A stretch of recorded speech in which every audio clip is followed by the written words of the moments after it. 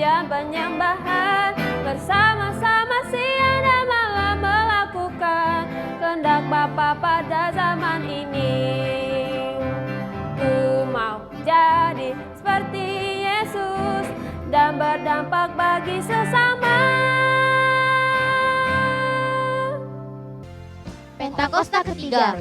Pentakosta ketiga adalah pencurahan Roh Kudus yang dahsyat di zaman now melebihi yang terjadi di Azusa Street. Pentakosta ketiga akan mengakibatkan penuaian jiwa yang terbesar dan yang terakhir sebelum Tuhan Yesus datang kembali.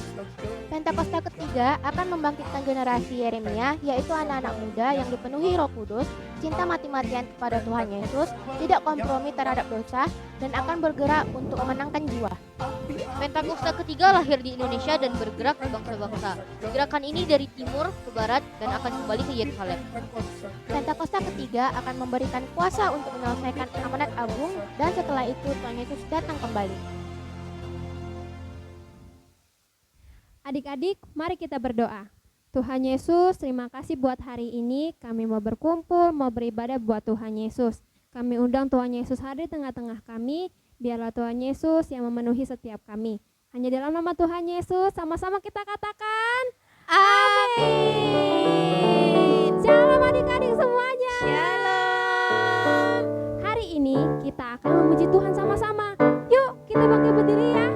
Prajurit Kristus siap. Yeay. Kita nyanyikan sama-sama ya. Ada kuasa dalam pujian. Ada kuasa dalam pujian. Ada kuasa dalam pujian. Ada kuasa dalam pujian karena Allah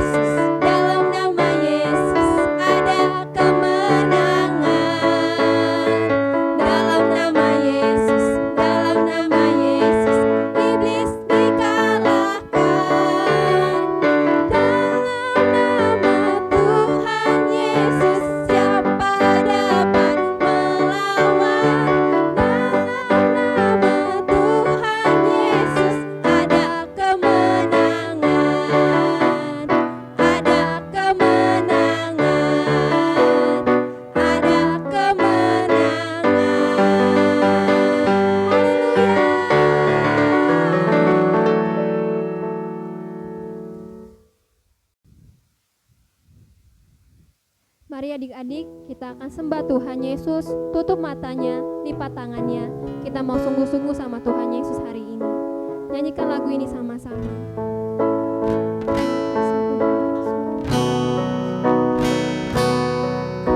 Sungguh indah tiada taranya, sungguh menakjubkan, sungguh ajaib untuk dimengerti, lebih dari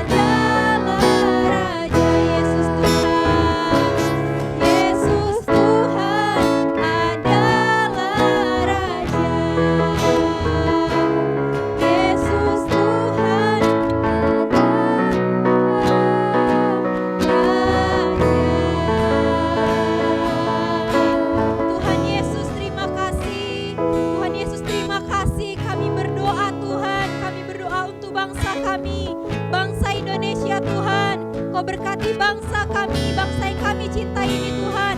Segala sakit, penyakit, bencana alam, segala virus yang ada di bangsa kami hilang Tuhan dalam nama Tuhan Yesus.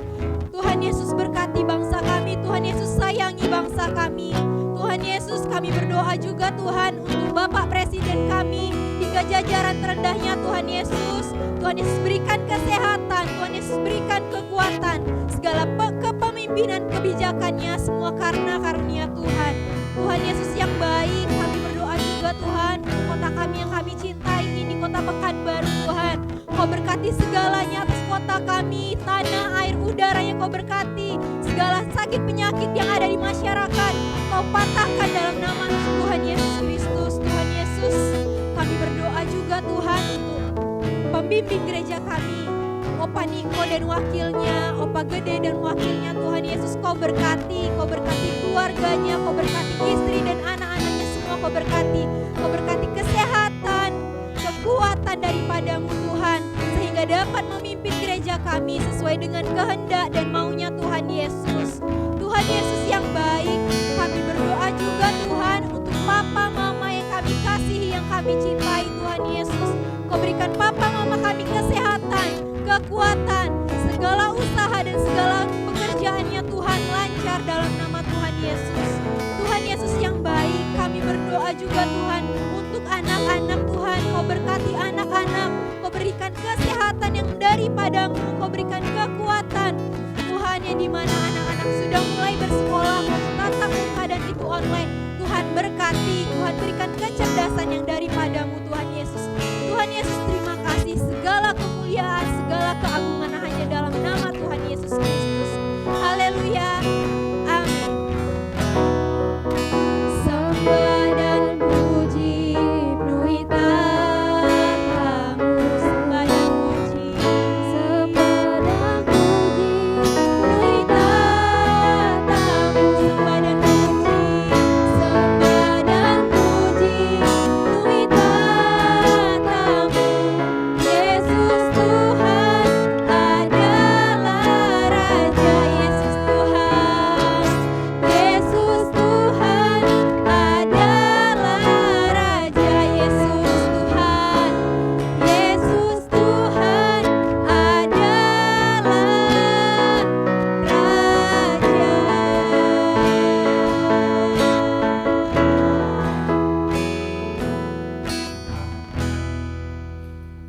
Kita mau mendengar firman Tuhan, semuanya lipat tangan, tutup mata, kita berdoa. Tuhan Yesus, terima kasih untuk kasih anugerah-Mu sepanjang hari ini. Sebentar kami mau duduk tenang untuk mendengar firman Tuhan. Berkati kami semua, Roh Kudus hadir mengurapi kami. Dalam nama Tuhan Yesus, sama-sama katakan amin. Shalom adik-adik, apa kabarnya hari ini? Doa kakak semuanya dalam keadaan baik-baik aja ya. Hari ini kita mau mendengar firman Tuhan yang berjudul Jangan Anggap Remeh Firman Tuhan. Nanti adik-adik baca firman Tuhannya di Imamat pasal 10 ayat 1 sampai 11. Kakak mau tanya nih, siapa di antara adik-adik yang pernah melihat botol seperti ini? Hah? Tulisannya minuman keras. Es batu dong. Kan minuman keras. Bukan ya. Minuman keras itu artinya minuman beralkohol yang memabukkan. Contohnya nih, bir, terus anggur, apalagi arak, tua. Nah, adik-adik dengar ya. Air dalam botol itu bisa membuat orang mabuk seperti apa? Seperti ini. Kayak gini orang mabuk. Kalau jalan nih miring, terus miring ke kiri, terus jalan atau kayak orang mabuk. Nah, kalau orang lagi mabuk ngomongnya ngaco, bukan aja ngomongnya, tingkah lakunya juga ngaco, semuanya gak bener. Karena itu adik-adik, Tuhan Yesus melarang anak-anaknya mabuk-mabukan. Kayak gini, gak boleh. Nah, sekarang dengerin ya. Ada cerita tentang 2 orang mabuk. Siapa mereka, Kak? Nah, lihat itu. Ada 2 orang sedang teler. Teler, bukan teler yang di bank atau es teler, bukan. Tapi teler karena mabuk. Adik-adik, mabuk-mabukan kayak begini boleh atau enggak? Jawabannya tentu enggak boleh. Oh ya adik-adik, mereka berdua nih nekat dan berani sekali. Padahal sebentar lagi mereka harus melayani Tuhan. Malah mabuk-mabukan. Mereka tidak menghormati Tuhan. Mereka tidak menghormati firman-Nya. Adik-adik tahu nggak mereka berdua ini siapa? Nih, mereka adalah Nadab dan Abihu. Siapa tuh Kak Nadab sama Abihu? Nadab adalah anak sulung dan Abihu adalah anak kedua dari Imam Harun, abangnya Musa. Adik-adik, kakak pernah lihat orang mabuk loh. Orang mabuk itu kacau tingkah laku dan perbuatan orang yang sedang mabuk tersebut. Bahkan biasanya para penjahat suka minum minuman keras terlebih dahulu sebelum melakukan kejahatan. Kok gitu Kak? Iya, karena mereka lakukan supaya mereka menjadi berani dan gak takut mati. Tetapi banyak peristiwa kecelakaan di jalanan juga disebabkan orang yang mengendarai sedang dalam keadaan mabuk. Akibatnya nyawa orang harus hilang dan hukuman penjara menanti. Itulah akibat orang yang mabuk oleh minuman keras. Demikian juga dengan Nadab dan Abihu yang akhirnya melanggar firman Tuhan. Apa yang dilakukan sama Nadab dan Abihu selanjutnya? Tahu nggak adik-adik? Mereka menaruh benda-benda yang seharusnya nggak boleh ditaruh di mezbahnya Tuhan. Mereka masing-masing mengambil perbaraannya, membubuhi api ke dalamnya, serta menaruh ukupan di atas api itu. Dengan demikian, mereka mempersembahkan ke hadapan Tuhan api yang asing yang tidak diperintahkannya kepada mereka. Terus apa yang terjadi? Turunlah api dari Tuhan dan wus, Nadab dan Abihu dibakar oleh apinya Tuhan. Tuhan sedih. Tapi Tuhan terpaksa menghukum mereka karena mereka, Nadab dan Abihu, menganggap remeh firman Tuhan. Dalam Keluaran pasal 30 ayat 7-9 ada pesan Tuhan buat Imam Harun. Dengerin kakak ya, ini pesan firman Tuhannya. Di atasnya haruslah Harun membakar ukupan dari wangi-wangian. Tiap-tiap pagi apabila ia membersihkan lampu-lampu, haruslah ia membakarnya. Juga apabila Harun memasang lampu-lampu itu pada waktu senja, haruslah ia membakarnya sebagai ukupan yang tetap di hadapan Tuhan. Di antara kamu turun-temurun. Di atas mezbah itu janganlah kamu mempersembahkan ukupan yang lain, ataupun korban bakaran, ataupun korban sajian, juga korban curahan, janganlah kamu curahkan di atasnya. Tuhan sudah berpesankan, janganlah kamu persembahkan ukupan yang lain. Selain itu perhatikan pula bahwa seharusnya persembahan kemenyan di atas mezbah hanya boleh dilakukan oleh imam besar saja.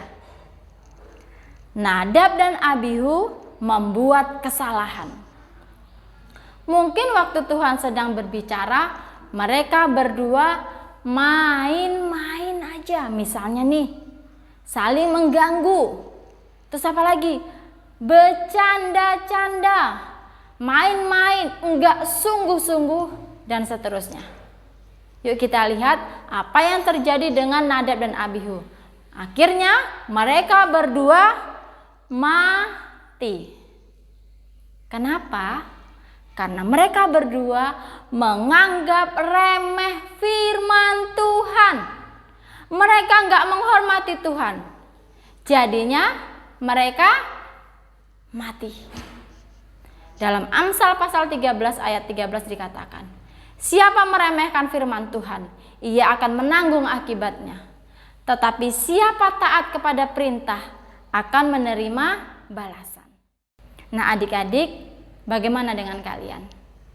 Adakah kalian menghormati firman Tuhan, mendengarkan dengan sungguh-sungguh? Atau nih, pada waktu kita ibadah, mendengar firman Tuhan, kita sambil main-main, sambil bercanda, sambil gangguin adik, atau dan lainnya. Artinya nggak sungguh-sungguh.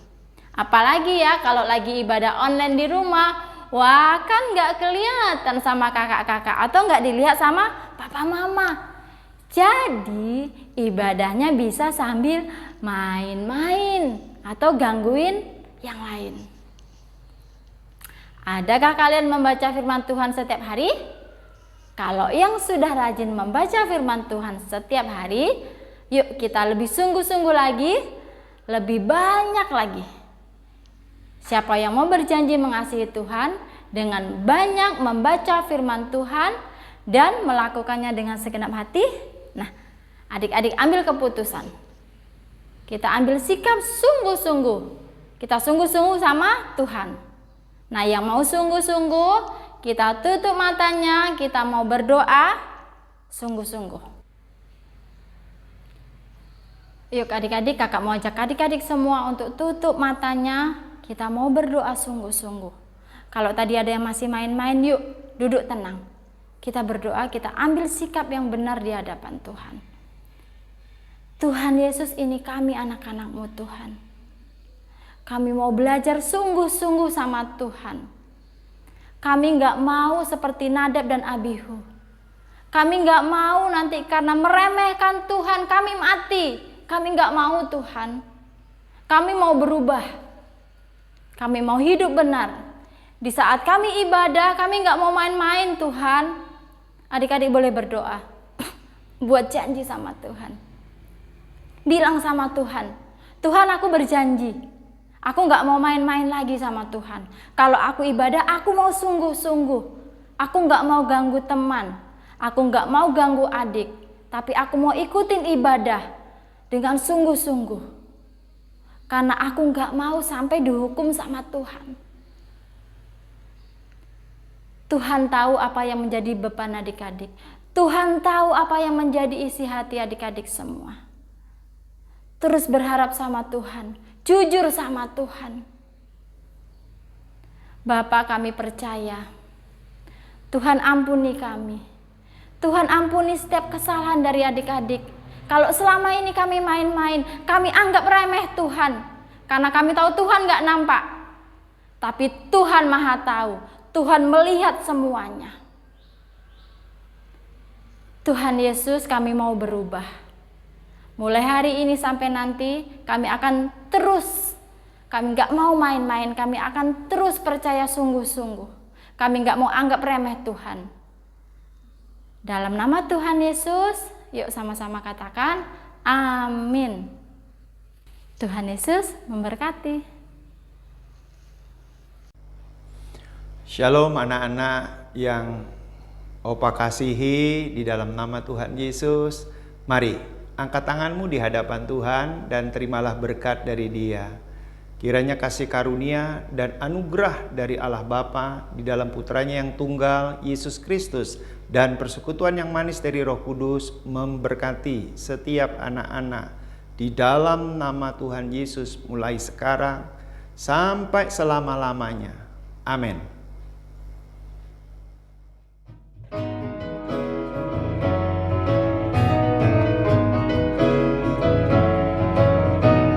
Yesuslah